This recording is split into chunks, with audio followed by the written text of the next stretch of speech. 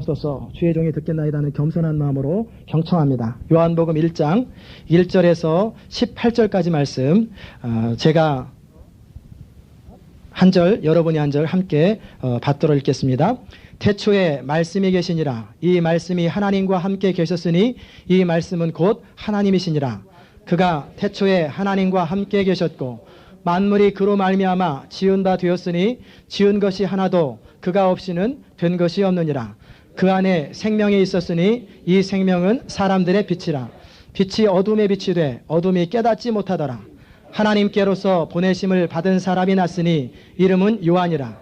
저가 증거하러 왔으니 곧 빛에 대하여 증거하고 모든 사람으로 자기를 인하여 믿게 하려 함이라. 그는 이 빛이 아니요 이 빛에 대하여 증거하러 온 자라.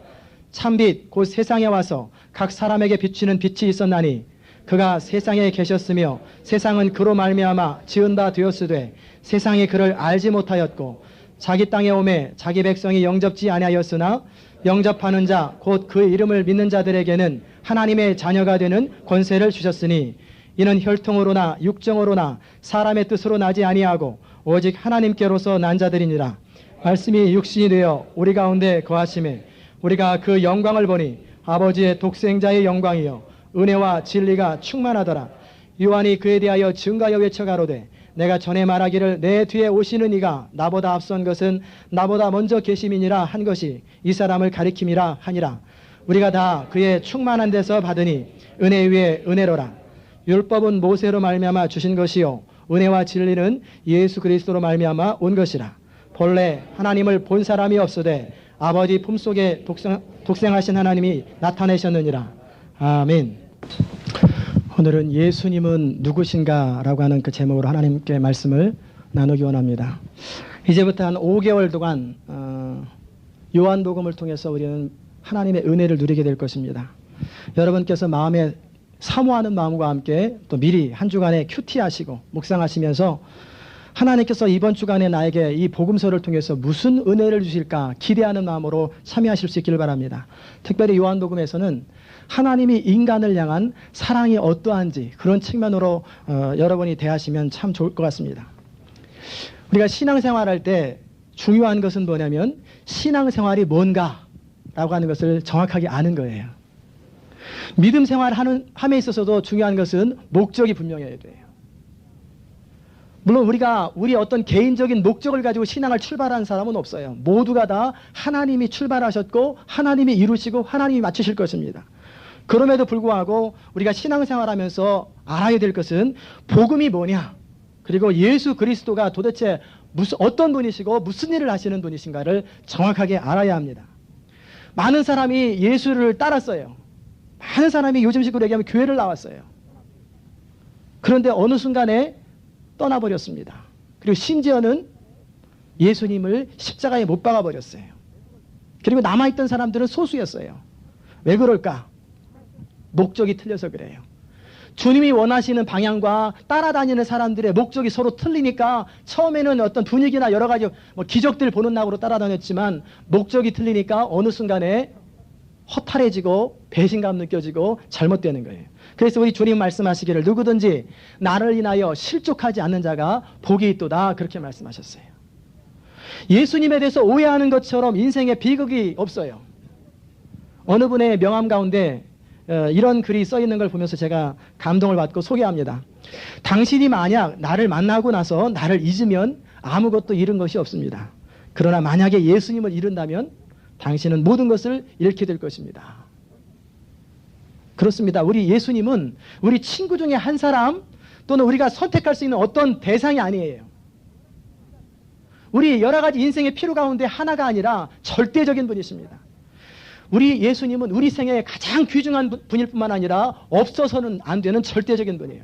왜냐하면 우리는 예수님에 의해서 태어났고 예수님에 의해서 존재하고 예수님에 의해서 영원해지고 예수님에 의해서만이 우리 인생이 의미를 갖게 되고 가치를 갖게 돼요.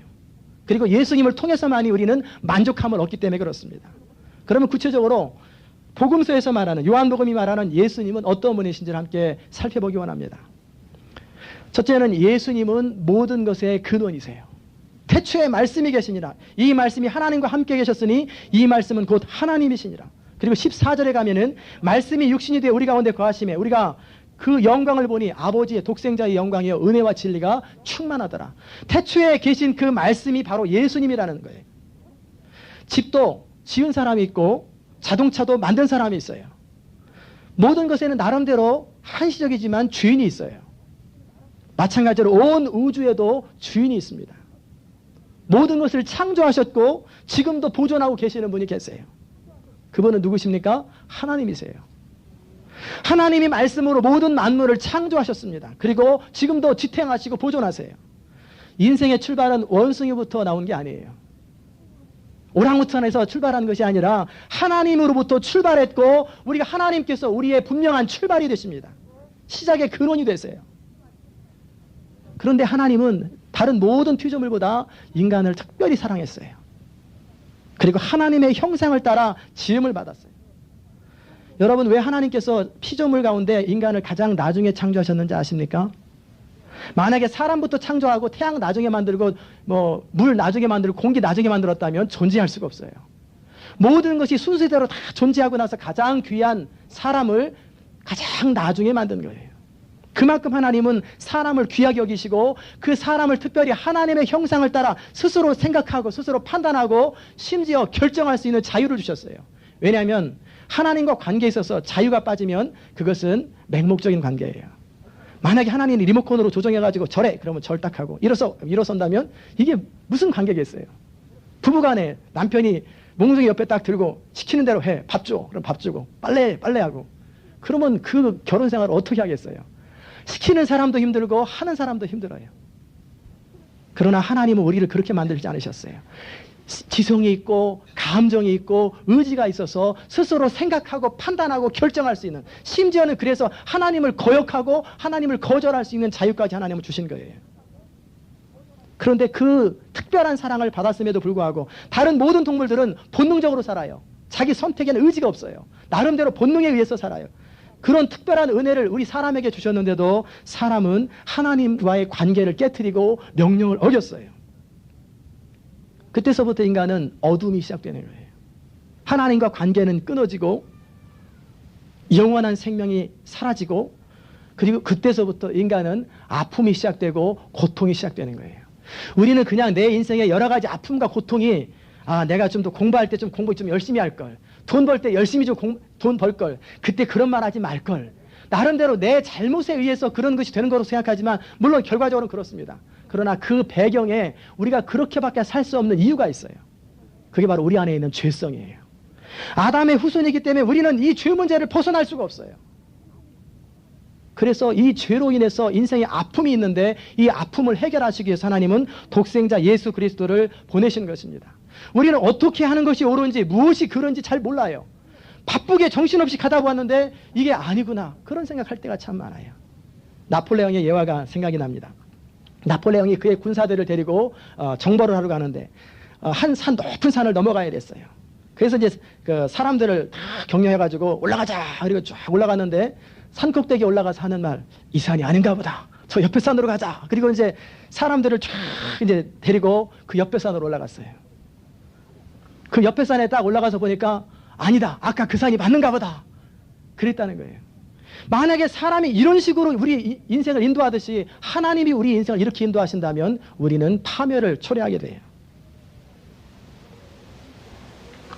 하나님은 우리 인간의 비참한 운명을 고치시고 회복하기 원하셨어요. 다시금 관계를 회복하시기 위해서 예수 그리스도를 보내신 거예요.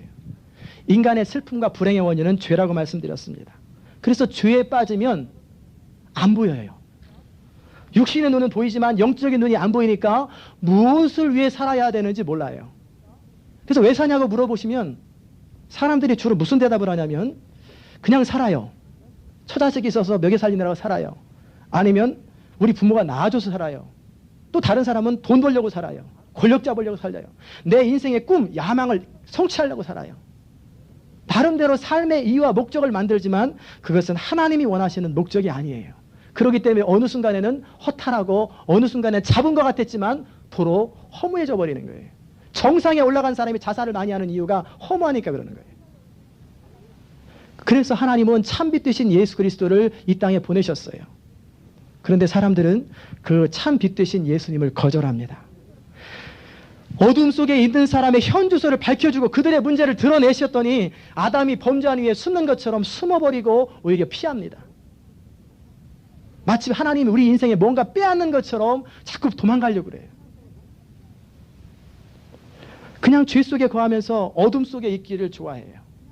정말 좋아해서 그런 것이 아니라 그렇게밖에 살 수 없는 인간의 한계예요. 그러나 그럼에도 불구하고 영접하는 자, 곧 그 이름을 믿는 자들에게는 하나님께서 하나님의 자녀가 되는 권세를 주셨습니다. 그 처지가 어떤지, 그가 얼마나 엄청난 죄악을 범했든지 하나님은 상관없이 모두가 다 구원을 얻도록 허락하셨어요. 구원이 뭡니까? 구원이라고 얘기하면 우리는 무슨 생각하냐면 죽은 다음에 천국 가는 것이 구원이다 이렇게 생각해요. 그것만이 구원일 것 같으면 우리를 죽기 5분 전에 부르시면 간단한 걸 왜 이렇게 20년, 30년 전에 우리를 부르셨습니까? 죽은 다음에 천국 가는 게 다면 구원은 그런 것이 아니에요. 죽은 다음에 천국 가는 것도 구원입니다.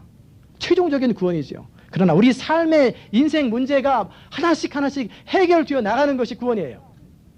여러분의 삶의 문제가 무엇이든지 그 인생 문제가 해결되어 나가면서 우리는 하나님과 구원의 관계를 계속 누려가는 거예요. 인간의 근본적인 문제는 생명을 잃어버린 것에서 출발해요. 아담의 범죄한 이후로 모든 인간은 생명이 없어요. 저 생각하는데요. 저도 이렇게 꽂아보면 아프는데 이거는 육체적인 생명이에요. 영적인 생명이 없다는 것입니다. 그래서 하나님을 깨닫지도 못하고 찾지도 못하고 하나님의 음성을 듣지도 못하고 스스로 하나님께 나아가지도 못해요. 그리고 사람들은 무슨 생각하냐면 하나님이 없기 때문에 모든 것의 주인은 바로 나 자신이라고 생각하고 살아요. 그러면 하나님 없이도 행복한가? 그럼 행복하지도 않아요. 그럼 왜 행복하지 않습니까? 그럼 뭐라고 대답하냐면 내가 지금 이 성취하려고 하는 이것이 아직 달성되지 않아서 그래요. 집을 좀 더 큰 집을 사야 되는데 큰 집을 사지 못해서 그래요. 그렇게 생각한다는 거예요. 어떤 분이 한평생 뭐하고 살았냐 그랬더니 죽기 직전에 무슨 대답을 하시냐면 저는 화장실만 사다가 끝났습니다. 그렇게 대답했대요. 그게 무슨 말입니까? 제가 원래 가난해가지고 동네에서 화장실 하나밖에 없는 그런 운막 속에 살았습니다. 그래서 줄 서는 것이 너무 힘들고 고통스러워서 내가 반드시 화장실 있는 집을 하나 언젠가는 사야지 하고 돈을 부지런히 벌었대요. 그래서 이제 사골세방에 들어가가지고 그래도 나름대로 화장실 하나 있는 집을 샀어요. 방에 들어갔어요. 그런데 이제 주인을 보니까 화장실이 그 2개를 가지고 살더래요. 나도 화장실 2개 있으면 좋겠다. 그래서 애들 따로 가고 어른 따로 가고. 그래서 부지런히 돈을 벌어가지고 화장실 2개 있는 데를 샀답니다. 그리고 나서 시간이 많이 지나갔어요. 그런데 어느 집 가보니까 화장실이 4개가 있더래요. 야, 방방마다 화장실이 다 있고 지하실에도 화장실이 있기 때문에 야, 나도 화장실 4개 있는 집을 사야 되겠다. 그리고 또 부지런히 한 10여 년 돈을 벌어서 이제 60이 다 돼서 화장실 4개 있는 집을 샀다는 거예요. 그리고 나서 돌아보니까 내가 뭐 했나 보니까 화장실 넓히는 일에 일생을 다 바쳤다는 거예요. 많은 사람들이 그렇게 살아가요. 이 사람은 화장실이었지만 다른 사람들은 다 나름대로 각자의 목적을 가지고 그걸 살아가는데 그게 영원하냐? 영원하지도 않아요. 그 가치 있느냐? 가치 있는 것도 아니에요. 그 넓히는 낙으로 살아가요. 이 땅에서 그렇게 정말 나는 행복하다. 나는 의미 있다. 나는 정말 소중하다. 그렇게 살지도 못하고 살면서 죽은 뒤에 어떻게 됩니까? 한 번 죽는 것은 정한 것이요. 그 뒤에는 심판이 있으리니 지옥에 가는 거예요 또. 이 얼마나 인생이 비참합니까? 이 비참한 운명을 해결하게 하기 위해서 하나님은 친히 인간이 되셔서 이 땅에 오시는 것입니다. 우리는 죄에 대해서 생각하면은 살인죄 짓고 강도짓하고 사람 사이에 뭐 해끼치는 것만을 생각합니다. 그러나 그것은 실질적인 면에서 죄의 결과들이지 근본적인 죄는 아니에요. 죄 중에 가장 큰 죄가 무슨 죄냐면 창조하신 하나님을 거부하고 우리 인생을 내 것인 것처럼 내 마음대로 살아가는 죄가 가장 크다는 사실을 여러분이 기억해야 합니다. 여러분이 비즈니스를 하는데 종업원을 하나 고용했어요. 그 종업원을 딱 고용해서 이제 잘해줄 줄 알았는데 오자마자 테레비를 딱 켜는 거예요. 리모컨을 탁탁탁 돌리고 주인은 부지런히 정신없이 일하는데 그러다가 저녁 때 되니까 가요. 처음이라 그랬겠지. 둘째 날 오더니 또 점심 먹으러 나가고 나는 이 음식 먹기 싫다. 돌아다니다가 저녁 때 돼서 출근 또 와요. 뭐 시키면 내가 그걸 왜 해야 되냐고. 안 해요. 이 종업원 어떻게 해야 될까요? 해고. 파이어예요. 우리가 사람을 고용해도 분명한 목적이 있어요. 마찬가지로 하나님은 우리를 지으셨을 때 그냥 대충 심심해서 만든 게 아니에요. 분명한 여러분 한 분 한 분들을 향한 계획이 있고 목적이 있어요. 그런데 그거 상관없이 나는 내 마음대로 살아가요. 이것처럼 큰 죄악은 없어요. 저도 이 문제를 가지고 참 많이 해결했어요.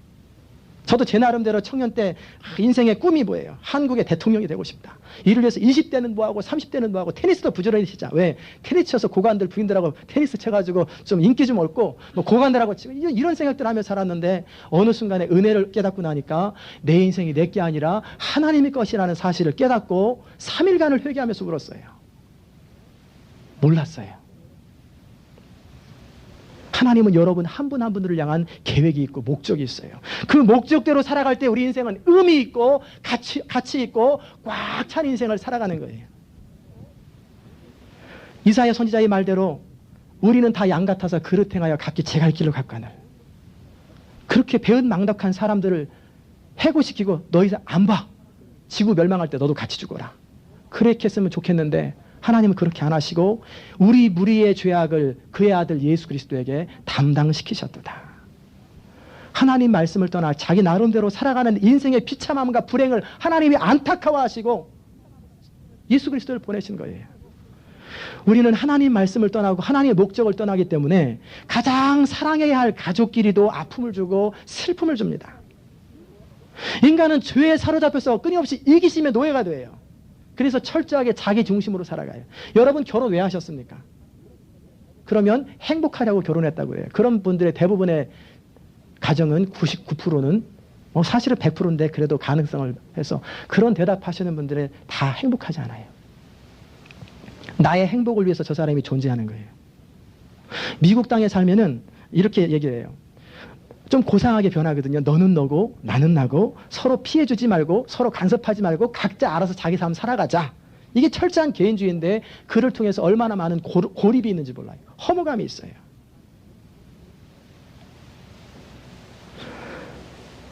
하나님은 이 인간의 불행을 안타까이 여기면서 빛으로 찾아오셔서 너희가 잘못된 것이 이런 부분이라고 비춰주는데 자기 땅에 오매 자기 백성이 영접지 아니한 것처럼 싫어하고 거부합니다.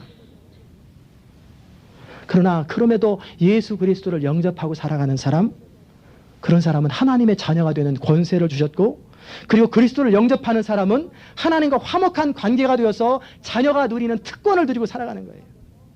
그런데 아무도 스스로 돌아오는 자가 없어요. 그래서 하나님 스스로 의의 호심경을 가지고 인간을 구원하기로 작정하셨고 한 사람 한 사람을 성령으로 감동시켜서 주께로 돌아오게 하시는 거예요. 그게 바로 각 사람에게 비치는 빛이라는 거예요. 우리 주님께는 모든 풍성함과 충만함이 있습니다.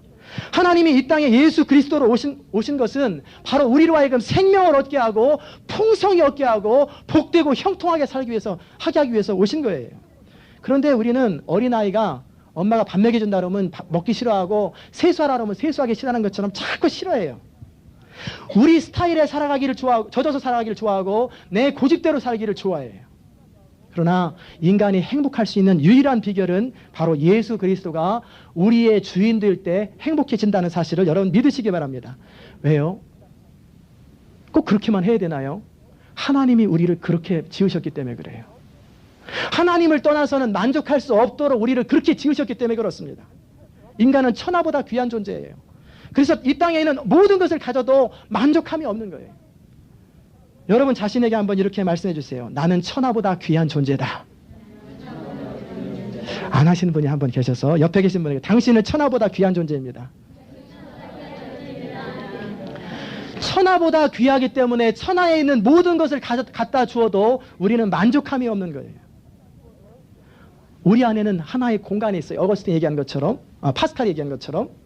그래서 하나님만이 채울 수 있는 공간이 있어요. 즉 하나님이 아니고는 아무리 어떤 것을 가져도 만족함이 없고 늘 뭔가 부족함이 있어요.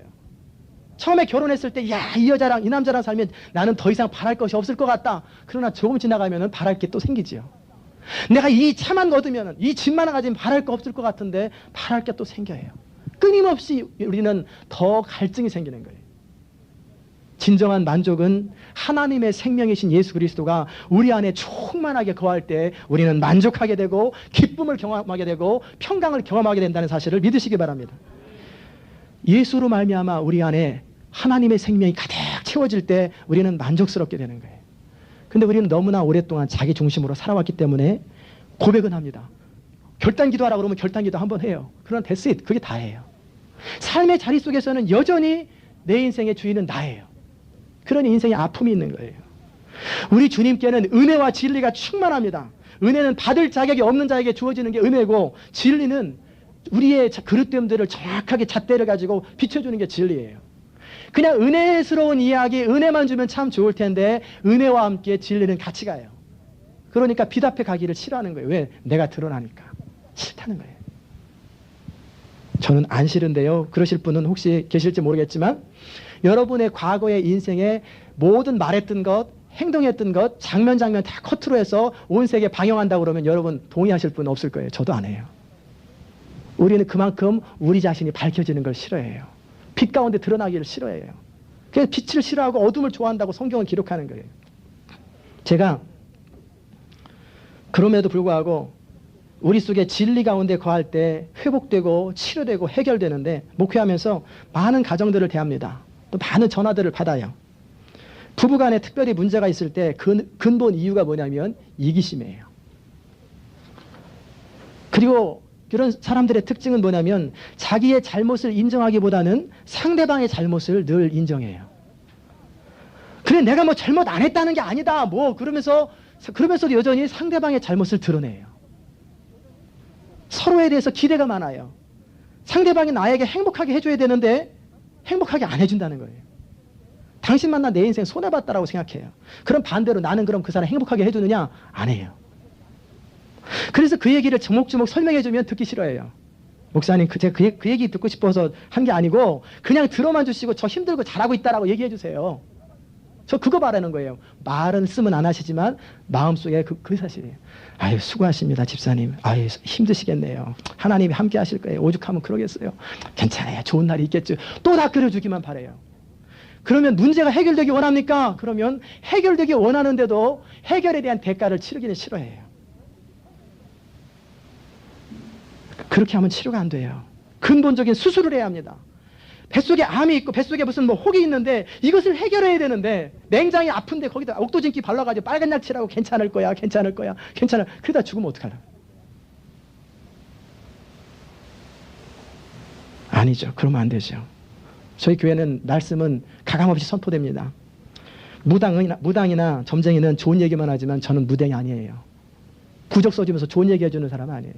저는 진리의 말씀을 가감없이 선포를 해야 우리의 삶이 치료가 돼요. 우리 중심에 있는 이기심과 자기중심의 생각이 치료될 때 행복해지는 거예요. 남편과의 관계, 아내와의 관계, 부모 자식 간의 관계는 자기 자신을 돌아볼 줄 알고 근데 안 보이니까 성령의 빛으로 말씀을 통해 가르쳐 주시고 깨달아져야 이제 드디어 행복해지는 거예요. 마찬가지로 인생의 최고 행복도 만족스러운 삶도 근본적인 우리의 문제를 해결할 때 문제가 해결돼요. 하나님 중심의 삶을 거부하고 자기 중심의 삶을 살아가는 것이 바로 근본적인 죄라고 말씀드렸어요. 이 스타일을 바꿔야 행복해져요. 그런데 많은 사람들은 내 스타일 그대로 유지하면서 내가 내 인생 중심이 되면서 뭔가 근사한 일이 벌어지길 늘 바라고 하나님의 위해서 그냥 축복해 주시길 바라세요. 하나님도 무당 아니에요. 왜 우상을 섬기는 줄 아세요? 사람들이. 이스라엘 백성들이 그토록 왜 우상을 섬기냐면 우상은 일체 말하는 법이 없어요. 내 원하는 대로 다 돼요. 한국에 전에 드라마가 있었는데 부채신한테 절을 할 적에 부채신이에요. 이게 부채신인데 왼쪽 가면 왼쪽, 오른쪽 가면 오른쪽이에요. 그 이제 김영군 코미디언이 나타나가지고 부채신이시여, 내가 왼쪽 길로 가리까, 오른쪽 길로 가리까 착 하고 자기 하고 싶은 대로 가요. 오른쪽 길로 가리까 착 해가지고 자기 나름대로 결정하면서 신의 인도를 받았다는 거예요. 이게 바로 우상 섬기는 이유예요. 그러나 하나님은 그런 분 아니에요. 우리로 하여금 근본적으로 문제를 해결하고 근본적인 행복을 추구하기 원하세요. 우리가 고쳐져야, 잘못된 것은 고쳐져야 됩니다. 우리 교회를 오려면 사우스에서 보려면 85번 너스를 타고 와야 돼요. 그런데 사우스로 계속 내려가는 거예요. 뷰포드에서 사우스로 계속 내려가면서 나오겠지. 언젠가는 가면 나올 거야. 아무리 전화를 해줘도 거기 아닙니다. 신경 쓰지 마세요. 나는 내 스타일대로 갑니다. 하고 그냥 계속 사우스로 가요. 나올까 안 나올까요? 안 나와요. 우리 인생에 맵이 있듯이 하나님께서 우리를 향한 맵이 있어요. 그 맵대로 가야 우리 인생은 형통하고 길이 열리고 바로 여기 나오네? 그 다음에 여기 나오네? 착착착착 길이 열리고 형통해지는 거예요. 그게 바로 이제는 내 삶의 스타일을 내려놓고 우리 인생의 중심에 예수 그리스도가 주인 되는 거예요. 예수께서 여러분의 삶의 주인 되실 때 드디어 열매가 맺기 시작해요. 예수님이 남편과 가정, 아내와 부모와 자녀 사이에 중심이 되시고 주인이 되면 가정은 행복이 시작돼요. 여러분의 사업에 예수님이 중심이 되실 때 인생의 사업들이 형통하게 열려요. 행복의 시작은 그리스도와 함께 출발합니다. 하나님이 그렇게 지으셨기 때문에 그래요. 맵이 그래요. 그런데 사람들은 싫어합니다. 허물과 죄로 죽었기 때문에 우리는 하나님을 거부해요. 죽었다라는 말은 육체적으로 살아있지만 영적으로 죽었기 때문에 창조주 하나님, 생명의 근원이신 하나님을 거부하는 거예요. 그래서 느끼지를 못해요. 하나님의 음성을 못 느끼고 하나님의 인도하심도 못 느끼고 주일 말씀을 들어도 설교 말씀을 듣고 성경책을 봐도 무슨 말인지 못 알아들어요. 왜? 영적으로 죽어 있거나 아니면 지극히 영적으로 어린아이이기 때문에 그래요.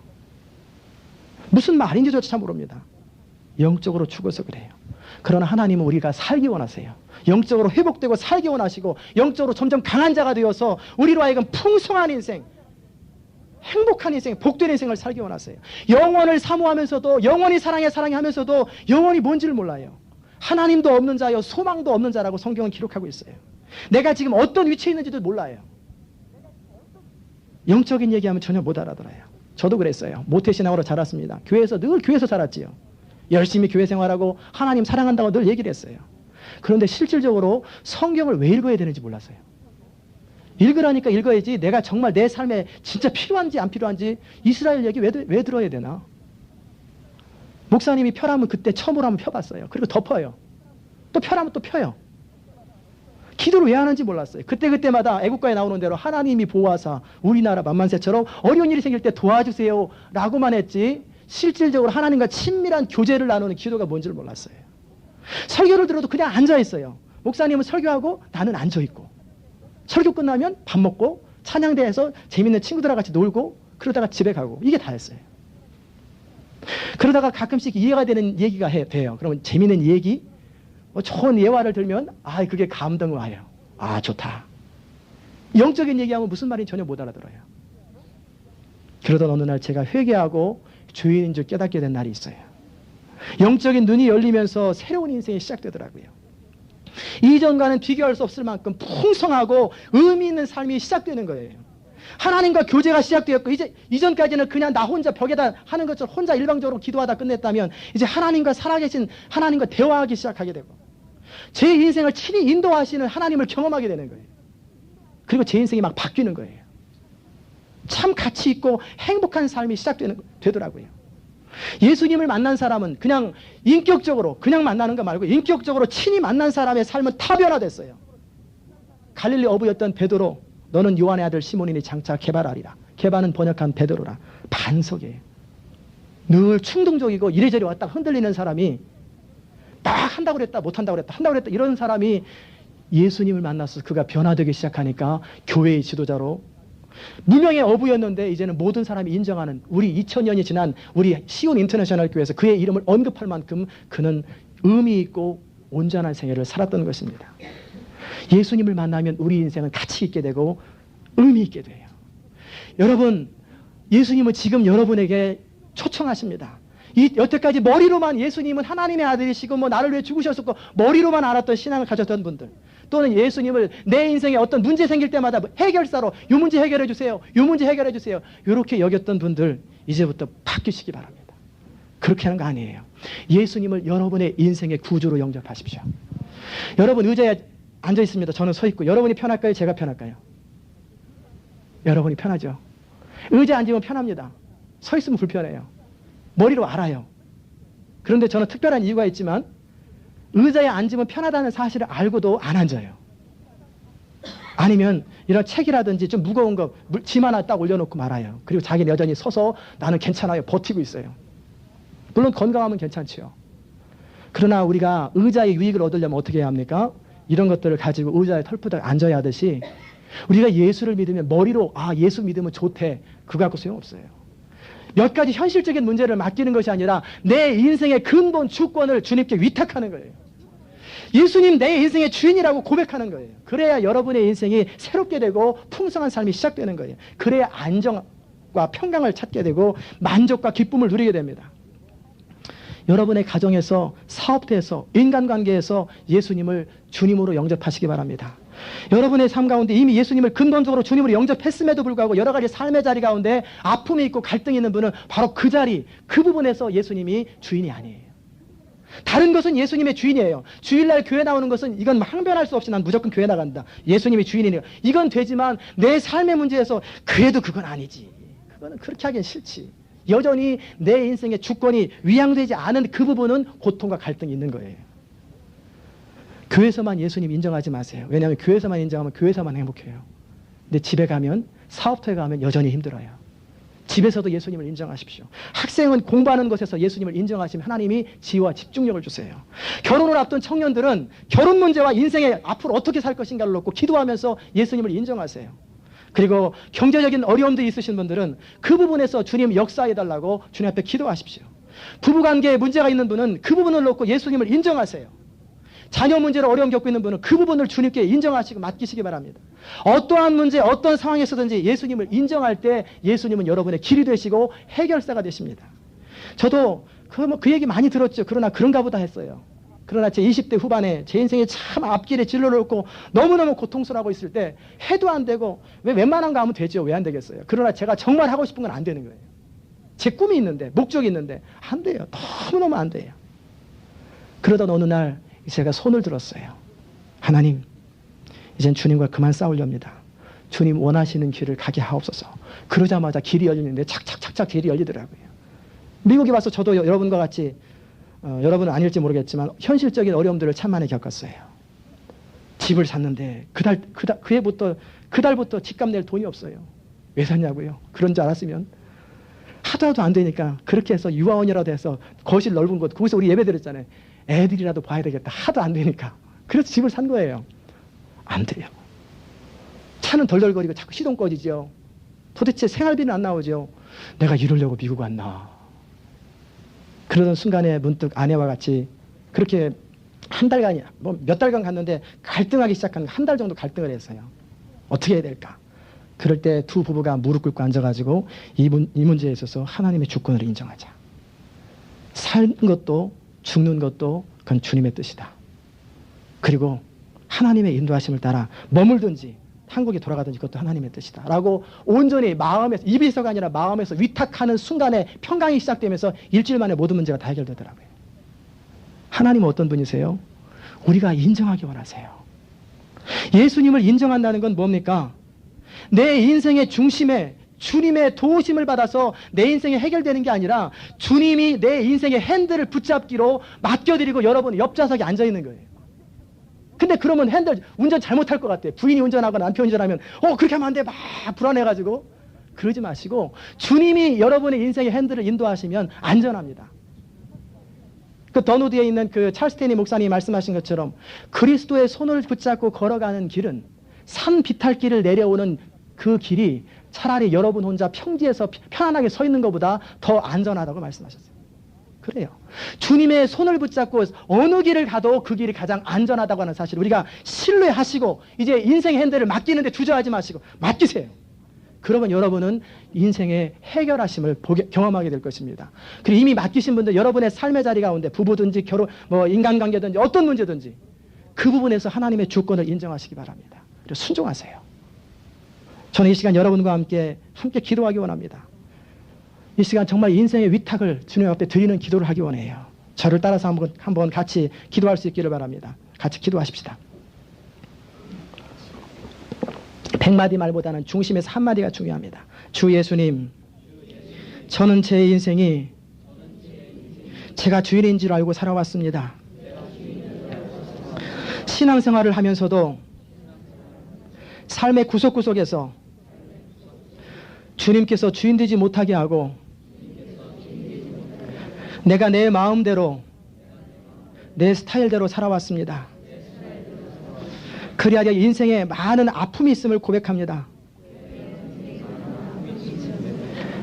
이제 제 인생의 핸들을 주님께 맡기기 원합니다. 그리고 제 삶의 구체적인 부분에까지 주님을 인정합니다. 주님께서 다스리시고 이끌어 주시옵소서. 성령님 저를 온전히 다스려 주시고 주관하여 주시옵소서. 예수님의 이름으로 기도합니다. 아멘. 여러분이 진심으로 정말 예수님의 주권을 인정하셨다면 여러분의 인생은 달라질 것입니다. 반드시 달라져요. 그렇지 않으면 하나님은 거짓말장이에요. 중심으로 예수님을 인정하고 구주로 주님으로 모시고 살면 여러분의 인생에 몇 달 사이에 막 변화가 생겨요. 저 우리 교회 그런 분들 많이 만났어요. 그냥 영접하지 않고 이런 결단이 없이, 근본적인 결단이 없이 앉아있어도 1년 앉아있어도 은혜가 안 돼요. 그냥 그런가 보다. 근본적인 결단하고 말씀을 드리고 완전히 달라져요. 그런 사람들, 예수 그리스도를 영접한 사람들에게 하나님은 축복을 주십니다. 그 첫 번째 축복은 뭐냐면 말씀을 소유한 사람이 돼요. 이제 말씀을 단지 성경의 좋은 가르침 정도로 생각하는 것이 아니라 정말 우리 인생을 바꾸는 힘으로 경험하게 됩니다. 말씀은 창조하는 힘이 있어요. 온 우주 만물을 하나님 무엇으로 창조하셨습니까? 말씀으로 창조하셨어요. 그 말씀을 우리에게 주신 것입니다.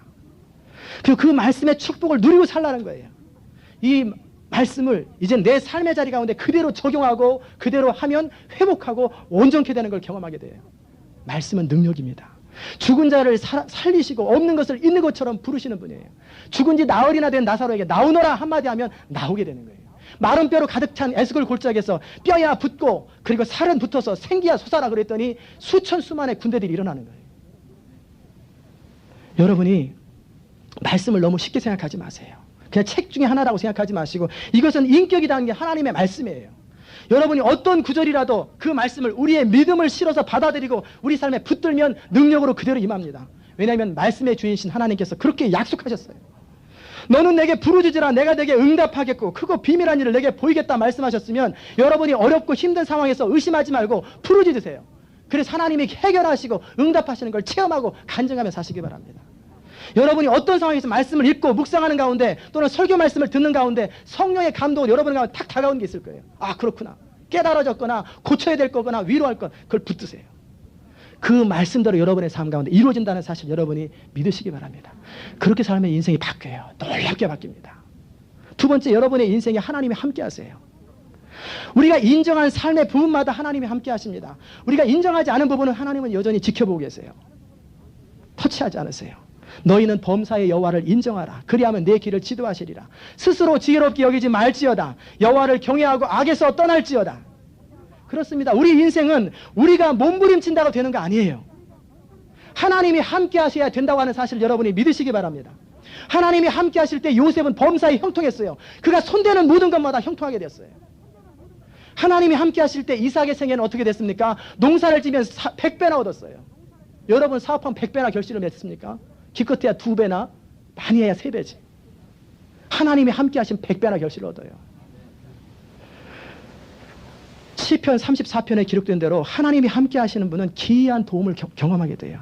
너희는 여호와의 선하심을 맛보아 알지어다. 젊은 사자는 궁핍하여 줄일지라도 여호와를 경외하는 자는 모든 좋은 것에 부족함이 없으리로다. 하나님이 그렇게 말씀하셨어요. 여러분이 하나님을 경외하고 그 인생의 순간순간마다 하나님의 주권을 인정하면 하나님이 터치하시고 하나님이 해결하시고 회복하시고 치료하신다는 사실을 믿으시기 바랍니다. 세 번째는 생명을 얻어요. 생명은 스스로 자라는 힘이 있어요. 생명이 없으면 죽습니다. 아무리 물 줘도 죽어요. 우리 속에 생명이 있을 때 우리는 생명력 있는 삶을 살고 충만한 인생을 살게 돼요. 우리 속에 생명이 있으면 그 생명을 인정하면 우리 속에 부정한 것이 있잖아요. 저도 손톱을 아령으로 쳐가지고 시커멓게 됐는데 이 손톱이 죽었으면 계속 까만 손톱이에요. 이 뿌리까지 죽었으면. 그러나 그렇지 않으면 조금 지나면 다 빠져나와서 새 손톱으로 이쁜 손톱으로 바뀌어요. 우리 안에 부패한 것 잘못된 것을 우리가 생명이 있으면 다 밀어내는 능력이 있어요. 고쳐지는 능력이 있어요. 마찬가지로 우리 인생에 잘못된 것, 어그러진 것, 비뚤어진 것들이 우리 안에 생명 되시는 그리스도가 주인 역할을 하시면 다 고쳐지고 해결되고 펴지고 옳게 되고 우리는 대로와 같은 형통한 인생을 살게 되는 것을 믿으시기 바랍니다. 우리 영혼이 잘 될 때 범사에 잘 되는 거예요. 내 영혼이 잘됨 같이 네가 범사에 잘 되고 형통하기를 내가 간구하노라. 그런 것처럼 하나님은 먼저 여러분이 그 영혼이 잘 되기를 원하세요. 하나님과 충만한 관계가 생명 넘치는 관계가 되면 여러분의 인생은 범사에 잘 돼요. 마지막 네 번째로 은혜와 진리를 경험하게 됩니다. 인생은 은혜가 필요해요. 은혜는 받을 자격이 없는 사람에게 주어지는 것이 은혜예요. 은혜가 임할 때 우리는 아름다워집니다. 은혜가 임할 때 그 모든 사람 가운데 노아를 택하셔서 그를 아름답게 하나님이 쓰세요. 은혜가 임할 때 우상 섬겼던 아버지의 아들 베라의 아들 아브라함에게 은혜가 임했더니 그의 인생이 아름답게 하나님의 민족의 조상, 믿음의 조상으로 세워주신 거예요. 하나님의 은혜가 여러분 가운데 머물면 그 은혜가 여러분을 이끌어 가신다는 사실을 여러분이 믿으시기 바랍니다. 존 뉴턴이라는 사람이 있어요. 여러분 아실 거예요. 405장 나 같은 죄인 살리신 그 은혜 놀라워. 이것을 지으신 분이에요. 그는 어린 시절 영국의 기독교 가정에서 자랐습니다. 불과 6살이 되지 않았을 때 그의 부모는 죽어서 믿지 않는 친척에게 보내졌어요. 그 집에서 기독교가 조롱받고 그런 욕을 먹고 도무지 견디지 못해서 이제 여러 가지 학대하니까 탈출해서 그 바다로 도망쳐 나와서 영국 해군에 입대했어요. 거기서 큰 죄를 저질러서 그는 더 이상 죄에 빠져서 어떻게 할 수 없어서 해군에서 도망쳐 나왔습니다. 그리고 아프리카의 가장 나쁜 지역으로 갔어요. 그의 자서전 가운데 그의 말을 들어보면 왜 아프리카 갔느냐? 내가 아프리카에 간 유일한 목적은 내 마음껏 죄 한번 지어보자. 그게 그의 목적이었어요. 아는 사람이 있는 데서 말고 전혀 없는 곳에 가서 마음껏 죄를 한번 지어보자. 아프리카에서 뉴턴은 포르투갈 노예상에게 빠졌습니다. 거기서 노예 장사를 같이 하고 있는 거예요. 어느 날 노예상 주인이 노예를 잡으러 간 사이에 그 부인은 아프리카에서 데려온 흑인 여자예요. 백인들을 너무 싫어해요. 이 사람을 얼마나 괴롭히고 학대했는지 심지어는 땅바닥에서 음식을 혀로 다 주워 먹을 만큼 그렇게 학대를 당했어요. 안 하면 맞고 죽으니까. 그래서 가까스로 도망쳐 나와가지고 헤엄쳐서 다른 노예선한테 손을 흔들어서 구해달라고 그랬어요. 그 노예선에 있는 사람이 혹시라도 상아뿔이라도 하나 가지고 있을까봐 태웠는데 없으니까 실망하고 그러다 대화 끝에 배를 움직일 수 있는 조종할 수 있는 그런 능력이 있는 걸 알고 배 친구로 삼았어요. 그런데 거기서도 많은 고통을 겪었습니다. 어느 날 그 배의 양주 창고를 들어가서 부숴가지고 양주를 원 없이 마시다가 완전히 고루망태가 돼가지고 바다에 빠져버렸어요. 그래서 같은 선원이 작살로 쏴가지고 그 허벅지를 쏴서 끌어올리지 않았으면 그는 상어밥이 돼버렸을 거예요. 그가 그것이 치료되는 동안에 몇 년 동안에 손 하나를 움직이지 못할 만큼 인생의 아픔을 겪었어요. 그 배가 이제 항해가 끝나고 스코틀랜드로 돌아갈 때 날씨 때문에 배가 심히 요동해가지고 이제 배가 침몰하려고 막 그래요. 그러자 선장은 뉴턴에게 내려가서 노예들과 함께 물을 퍼고 펌프질을 해. 그래서 거기서 무섭죠. 물이 계속 들어오는데 물을 퍼내야 되는 거예요. 마음속에는 배가 가라앉을 것이라는 생각밖에 없어요. 나는 죽는다. 그런 그 가운데 며칠 동안 펌프질을 하고 있는 그 칠흑하던 어두운 밤에 자기도 모르게 하나님께 부르짖는 자신을 발견하는 거예요. 자기는 다 잊었다고 생각했는데 어렸을 때 들었던 하나님의 사랑 그리고 죽음에 관한 그리스도 죽음에 관한 성경 구절이 떠오르는 거예요. 그는 그때 하나님을 만나고 예수님을 인정하고 거듭나게 되었어요. 그리고 폭풍이 끝나고 영국으로 돌아와서 그는 다시 하나님의 사람으로 변화되기 시작하고 가장 높은 교육을 받아서 하나님 말씀을 대변하는 설교자가 됐어요. 심지어는 여왕 앞에서 설교하는 그런 은혜를 누리게 되지요. 뉴턴은 일평생 은혜만을 자랑하는 사람으로 바뀌었어요. 왜? 철저하게 방탕하고 버림받은 인생이 하나님의 극적인 은혜로 변화되어서 그의 인생이 새롭게 되었으니 어찌 이 은혜를 전하지 않을까? 그게 일평생 뉴턴의 삶이에요. 하나님은 은혜로운 분이십니다. 우리의 처지가 어찌하든지 포기하지 아니하시고 마침내는 우리를 건지시기를 원하세요. 하나님은 여러분을 정말 사랑하세요. 그렇게 인생 방황하지 말고 이제는 나를 의지하고 나와 함께 행복하고 형통한 인생, 영원히 남는 인생을 살자고 초청하십니다. 새해를 사시는 성도 여러분, 여러분의 남은 생에는 이제 만족스럽고 복되고 형통하시기를 주의 이름으로 축원합니다. 우리 주님께서는 우리에게 영적인 생명을 주시고 우리의 삶을 더 풍성하게 하기 위해서 이 땅에 오셨어요. 하나님은 우리가 어떻게 해야 가장 행복하는지 잘 아세요. 어떤 것을 가져야 가장 만족스러운지 정확하게 아시는 분이에요. 왜? 우리를 창조하신 하나님이시기 때문에 그래요. 그 하나님 우리에게 뭐라고 말씀하셨습니까? 우리가 예수 안에 있을 때 모든 충만함이 우리 가운데 흘러 넘친다고 말씀하셨어요. 포도나무 가지가 나무에 붙어 있을 때 저절로 충만함과 열매를 맺는 것처럼 우리가 하나님과 관계를 바로 되기만 하면 저절로 열매 맺는 거예요. 우리 인생은 몸부림치고 애쓰고 이리저리 뛴다고 해결되는 거 아니에요. 하나님의 은혜가 있어야 되고 하나님의 형통케 하시는 역사가 있어야 돼요. 교회 다니는 많은 분들도 이 부분에서 정확하지가 않아요. 한번 영접했지만 삶의 자리는 여전히 자기가 자기 인생의 주인이에요. 그래서 인생이 힘든 것입니다. 이제 여러분 근본적으로 예수님이 여러분의 주인 되도록 하십시오. 어디로 가든지 어디를 이끌든지 it's okay. 왜? You are my Lord. Your way is higher than mine. I follow your design. I trust your leading. 나는 당신의 인도하심과 당신의 이끄심을 따를 것입니다. 당신은 신실하신 분입니다. 그리고 그럴 뿐만 아니라 매 순간마다 힘들고 아파요. 진리가 임할 때는 힘들고 아픈 것입니다. 그럼에도 불구하고 도려낼 땐 도려내야 돼요. 여러분의 부부관계든지 사업이든지 부모 자녀 관계든지 어떤 관계에 있을지라도 하나님의 말씀이 여러분 가운데 임하면 네, 아파도 순종하겠습니다. 그렇게 하겠습니다. 그렇게 진리가 여러분을 치료하시고 나면 이제 어느 정도 정리가 되면 진정 복되고 형통하고 참 행복하게 됩니다. 그러면 그의 인생은 시냇가에 심은 나무가 시절을 쫓아 과실을 맺으며 그 잎사귀가 마르지 아니함 같으니 그 행사가 다 형통하리로다.